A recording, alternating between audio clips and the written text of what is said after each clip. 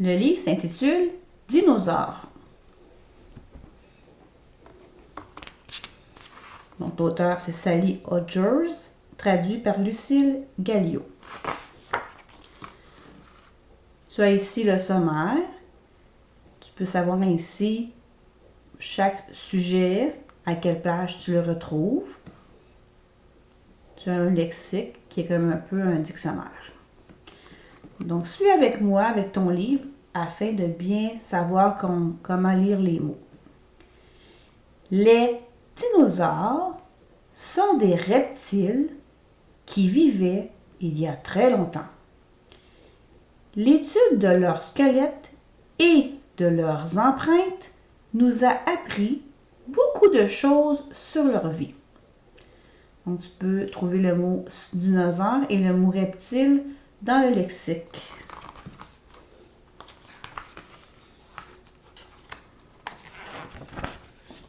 Donc, du dinosaure et le mot reptile. Donc, à chaque fois que tu vois une petite étoile, c'est un mot que tu peux aller consulter dans le lexique pour savoir ça veut dire quoi. Donc, c'est important d'y aller, comme ça tu vas enrichir ton vocabulaire. Du dinosaure au fossile. Quand un dinosaure mourait, son corps tombait sur le sol ou tout au fond de l'eau. Parfois, un prédateur le mangeait. S'il n'était pas mangé, le corps était petit à petit, recouvert par la terre ou le sable. Les os du squelette étaient alors protégés. Donc, tu peux regarder l'image pour voir un dinosaure, Cramptosaurus mort, et des petits prédateurs appelés Colurus.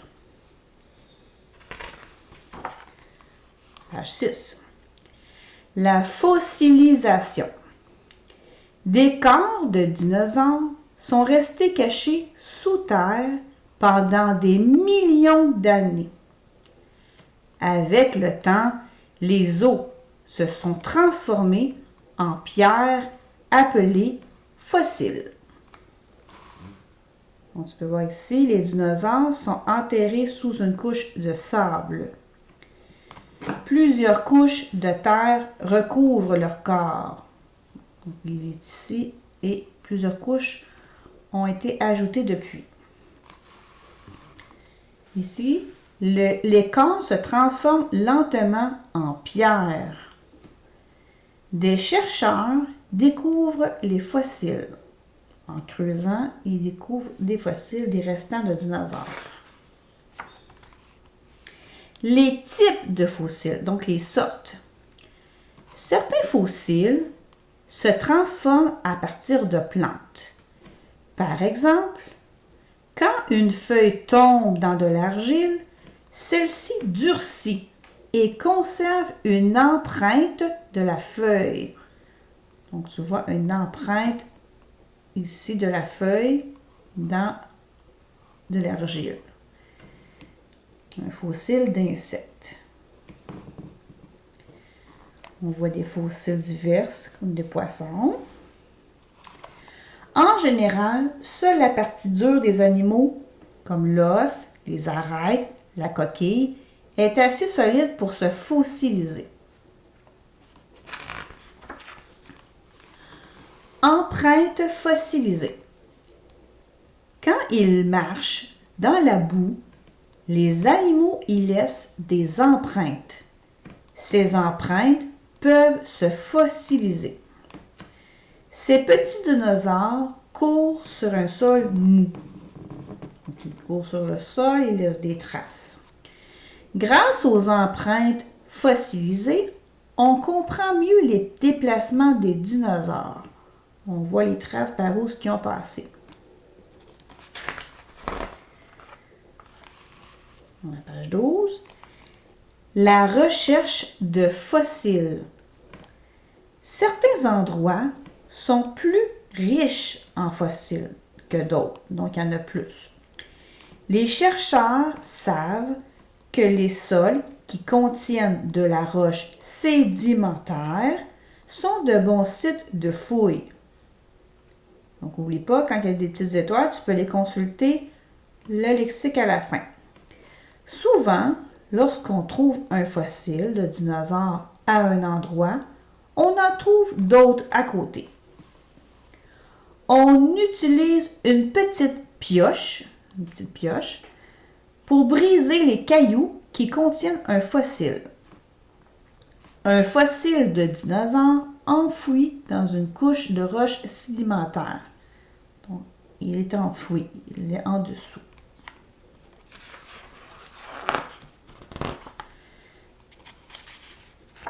Les fouilles. Lorsque des chercheurs découvrent un fossile, ils doivent le sortir des couches de roche qui l'enferment. C'est un travail long et appliqué. Donc, ça ne se fait pas facilement. Ça prend beaucoup de travail. Une étrange découverte. En 2000, un fossile très intéressant a été découvert aux États-Unis.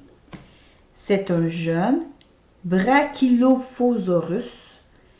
Les chercheurs l'ont appelé Leonardo. Donc, le fossile de Leonardo. Leonardo est une momie. Des restes de peau et de chair ont été retrouvés sur son squelette.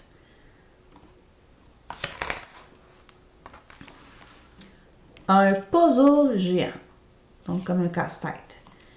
Les os fossilisés sont souvent en désordre quand on les découvre, ils sont tous mélangés. Reconstituer le squelette, c'est comme faire un puzzle très compliqué, un casse-tête très difficile. Cet homme reconstitue le squelette d'un dinosaure, donc il le refait pour le remettre les morceaux à sa place. Au musée, les squelettes fossilisés sont exposés dans des musées. Les visiteurs sont impressionnés par leur taille immense. Regarde la grandeur des personnes comparativement aux dinosaures. Les textes et les illustrations affichées près du squelette expliquent comment vivait le dinosaure et à quoi il ressemblait. Donc, il y a toujours des petites affiches qui expliquent des choses dans les musées. Reconstituer un dinosaure. Les squelettes fossilisés des dinosaures sont souvent incomplets. Les chercheurs remplacent donc les os manquants par des copies en plâtre. Donc, quand il manque des morceaux, il refait un morceau semblable, mais dans du plâtre. Donc, on voit un morceau de fossile ici. On voit une copie en plâtre pour le reconstituer au complet. La peau, les muscles, les organes internes. Après avoir reconstitué le squelette, les chercheurs lui ajoutent des muscles et de la peau. Cela permet de savoir à quoi ressemblait le dinosaure quand il était en vie.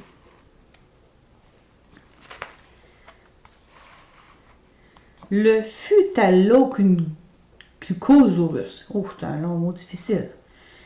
Le Phytalocnosaurus vivait en Argentine il y a 70 millions d'années.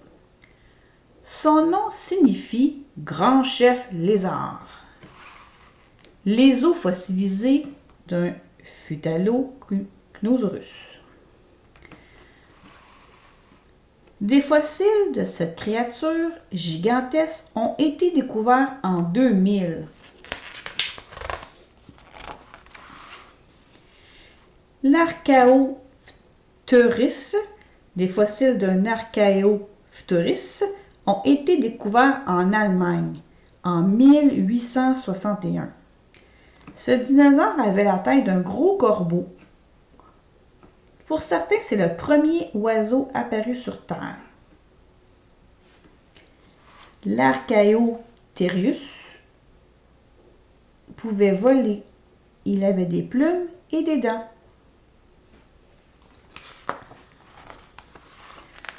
Un combat de dinosaures. Ces fossiles de Vélociraptor et de Protocératops ont été trouvés en Mongolie en 1971. Vélociraptor signifie voleur rapide. Un Protocératops et un Vélociraptor qui semblent se battre. Ces deux dinosaures se battaient quand une tempête de sable les a recouverts. Ils se sont ensuite transformés en fossiles. Quiz. Rends son nom à chacun de ces dinosaures. Donc, tu associes les noms de dinosaures avec l'illustration. N'oublie pas, regarde le lexique, tu apprendras plein de nouveaux mots qui amélioreront ta lecture, ta compréhension de lecture.